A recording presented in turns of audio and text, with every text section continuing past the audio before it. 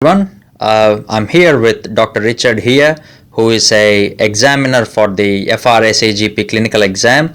He is a medical educator at Northern Health Network and Northern Adelaide Medicare Local. He has got vast experience on how to deal with the clinical exam.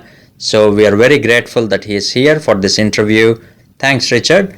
I would like to ask you a question. Are there any tips for clinical exam? I think the tips for clinical exam is for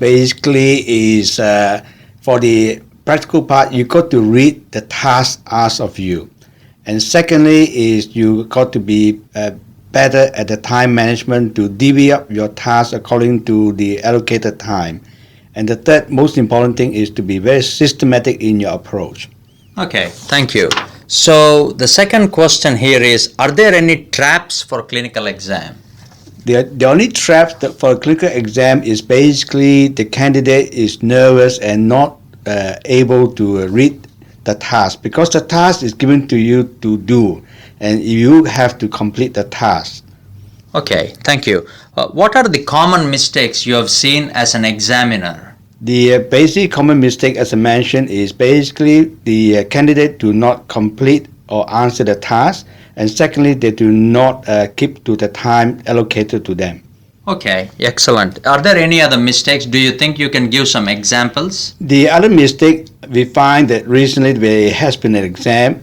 I noticed the candidate has given up because they didn't do well on the previous cases. Oh. Now, we are professionals. If we don't do well with the last cases, we should just ignore it and just move on, because usually in the exam you have more than 14, 16 cases. You're allowed to so-called fail at least 2 or 3 cases. Oh, okay. That's a good thing to know, because a lot of students struggle with the exam situation and they fail just because they can't cope with the exam stress. Okay, Richard, is there a strategy for preparation? I think the strategy for preparation is basically to have group studies or do mocks of exam on one another. Mm-hmm. This helps you to cover all aspects of things that you need to be done, and sometimes you're weak in one part whereby your colleague may be good at the other on that part, mm-hmm. So that mm-hmm. will bring your level of competence up. Oh, that's good. Do you suggest any workshops or anything like that? I believe today you do have a very good network of students and candidates and who have preparing and pass for it. Those sort of networks and workshops are very essential.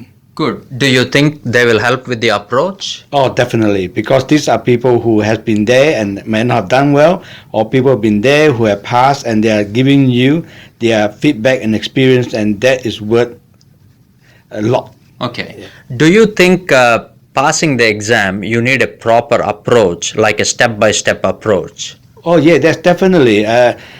Preparing for exam is like running a marathon. You have to plan ahead. If your exam is 12 months ahead, you got to basically plan from the first day to the exam date, and you have to basically cover all the aspects of things that are required. And this is why that you cannot do it yourself. Some can, if you have a group or mm-hmm. or some a group or some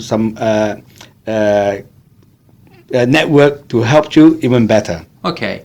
What do you think about time management? Are there any strategies you can give for students who are preparing for the clinical exam about time management? I think basic time management is for each station. For example, it's 10 minutes. You allocate your time according to the task involved. Normally, in each cases, you got 3 tasks, and each task should be only about, for example, 3 minutes, and 2 minutes, that's 8 minutes. And if you are good enough, you leave 1 minute spare to cover for any potential things that you might miss out, or you can ask your candidate role play to see whether there's anything missed out.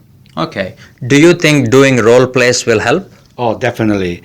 At the end of the day, is the practical exam are just mock exam, and they're just like acting. And the more you mm-hmm. Role play, the more familiar you are, and also the reduction of embarrassment of yourself, to participate, then makes you perform better.